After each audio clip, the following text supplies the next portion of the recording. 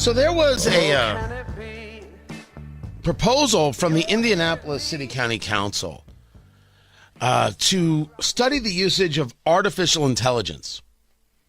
And I caught that story the other day and I shared it. I said, I'm a little lost here. Proposal 362 would create a study commission on the city county's use of AI, and it would provide a full report to the council by July of 2024. Recommendations from experts, community members, the reporting by the IBJ on how AI can be used to better serve Indianapolis residents. And I said, allow me to ask the question, what would we be utilizing AI for? What is the purpose of the study? I'm not angry about it. I'm just curious as to how it's happening. It was was Proposal 362 by Paul Hart, one of the very few Republicans on the Indianapolis City County Council. He reached out and said, I'm happy to explain it. He joins us right now. Councilor Hart, I appreciate you being here. Proposal 362, a study commission on the use of AI. How did it come about that Indianapolis said we should be really looking at this and seeing where is it seeing where the opportunities are or seeing where the problems are?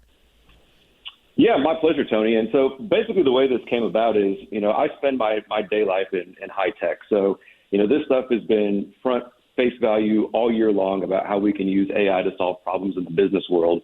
And, I just took the initiative to go to the city, to go to our ISA and say, hey, Director Hill, what are we doing with AI? Are we prepared for it? Where are we at right now?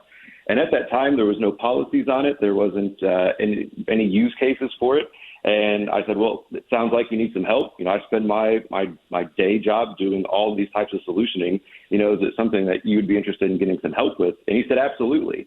And so that's where the concept of a commission came up to really study, both help the city from a perspective of what they need to learn from a compliance, a policy, a data security, a user privacy, and all these different metrics, but also from the council's perspective to understand, are there any ordinance changes we need to consider? Are there any budgeting considerations that we need to consider when going into the next budget year? And to really put it all together to be prepared instead of being really just reactionary to the reality of AI and the tool that's coming to both organizations and governments alike.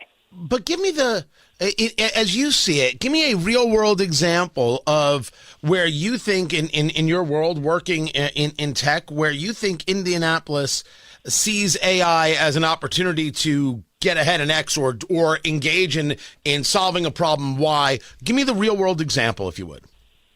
Absolutely. So I'll take you back to the summer during our campaign season. One of the things I did, I hosted what were called Breakfast Industry Series, where I invited folks from all different industries, both public and private, to understand what their challenges were in the city of Indianapolis and how I, as a counselor, could look to help solve those problems as best as possible by either removing current guardrails or just improving the processes. One of the groups that I had come to breakfast with me was the dispatch group. It's called MESA here in the city of Indianapolis. And they explained to me that the average 911 call wait time is between 6 and 7 minutes in the city of Indianapolis. And to me, that was absurd. That was just unacceptable. And this is a prime example of a use case that we can look to solve with artificial intelligence. And basically what we're going to be doing with the commission is this. We're going to set up the first 5 meetings to study 5 different use cases, the 911 being one of them, and which is most important to me. And then while we're doing these studies, we're looking at the policy, the compliance, the data security, what the cost analysis is for it, what project implementation would look like. We're going to bring in the experts from the partner side of this, which is folks like NVIDIA, Microsoft, Oracle, Lenovo. I've been talking with them for 6 months about these different types of use cases, basically lining up the teams that are the experts in all of this. That's from the partner side. Then we've got folks coming in from the commission side of the house who are going to be, I'm trying to get folks from Purdue to sit on this commission because they've got some AI programs that they're starting to try and roll out here at the Purdue University in Indianapolis. Trying to get folks on from a legal perspective, from a privacy perspective, to make sure that we've got a large topic or a large group of folks that can hit these use cases from multiple different angles to make sure that we are prepared to implement these things in the coming years, and we're not just trying to jump the gun and not be prepared. Well, now that brings about a new question. Talking to City County Councilor Paul Hart, I believe from District 20, correct? I have that right? Current 18, reelected to District 20. Okay, that's why the confusion. Current 18, the new term will be District 20, but you won your reelect. If you're talking about people on commissions, I only hope we're going to see some people from Ivy Tech, where I believe it is that you went as well. But is the purpose of, as you mentioned, some of these other businesses, these Fortune 100 type companies, is the purpose of a resolution like this to be able to say, hey, we'd like to bring your business here. Look at how advanced we are in our thinking. We're already moving down this line. Is the resolution about an Indianapolis need, or is the resolution about a marketing to bring more business in? And I'm not saying I'm opposed to the latter. I just want to understand. So I think it's an opportunity to show what's actually happening in the world, right? There are other cities that are doing smart city technologies today. There are tons of organizations that we can re-implement from a private stance in our public stance. So these are the experts. These are the folks that see it, like myself, right? We're the ones that are in this day in, day out, and clearly our city's not, because when I met with them, they said they're not. There is two faces to it. These folks are happy to implement solutions. Of course, they're businesses, right? That's what they do day in, day out. And if the city decides to go that route, then they can. You know, a part of these commission studies and findings is, does the city have the data and tech space available to do this? Do we have the process, the computing power, the storage power? Do we have the knowledge power? Do we need to bring in professional services? Are these managed services? How do we get a private AI cloud? These are the things that we have to ask.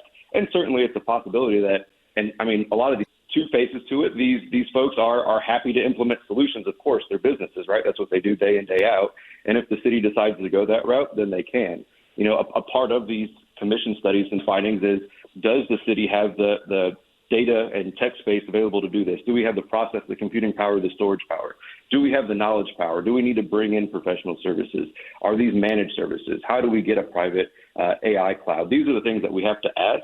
And certainly it's a possibility that, and I mean, a lot of these folks already do business with the city, right? Microsoft, Oracle, you know, that's nothing new.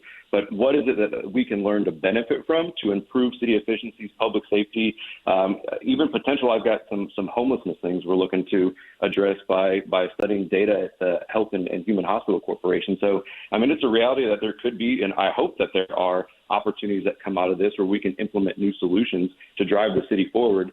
Again, not new partners that the city's not already working with, just bringing those folks in a different capacity than we have them today. So it's both. The answer is yes. There's a need and there's an opportunity. Talking to City County Councilor Paul Hart. Before I let you go, talk to me about cost when we deal with any of these things. Whether, you know, a study committee, I'm not saying is the most expensive thing in the world, and I'm not saying that I'm opposed to it. But is there a cost associated with this that you're going to have to bring to Indianapolis, and what sacrifice will Indianapolis and this city county council make in order to move AI down the road? Absolutely not. No cost. I mean, the cost is time, right? The cost is time of the folks that want to be part of the commission that are coming in to ask these hard questions and make sure we're vetting out the solutions. And it's actually a positive gain. So all of these folks want to help us pilot solutions in the city of Indianapolis. So they're willing to bring time and resources to implement technologies in the city to show what we can do. So that way, if we decide to make the decision to go forward and make purchases, that we've already got to try them out, and we don't actually have to put up money to try them out. So it's actually the other way around. It's not going to cost us anything. We're actually getting resources by doing the commission and studying these different use case possibilities for artificial intelligence. Paul Hart, City County Councilor in Indianapolis, currently District 18, soon to be District 20 with the reelect. I appreciate you taking the time to be with us. I appreciate you being responsive. More members of the City County Council should. I will not hold my breath, but if they reach out, they will get responded to. Of this, we can rest assured, sir. I appreciate you taking the time. As a concept, you know, the reason I brought up both, let's be clear. Do you want to be attracting business to where you are? The answer is yes. Should you invent things as a way of creating, are you setting the bait if you will. I don't know how I always feel about that. I think that we in Indiana should be much more focused on, we've already got the solid business climate. You want to be here. Let's go do a better job of selling our story.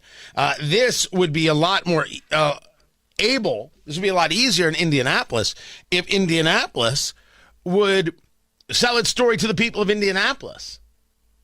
Now, this, talking to the counselor there, Counselor Hart, I want to focus on this subject. I brought it up. He's the one who sponsored the proposal, so I want to talk about just this.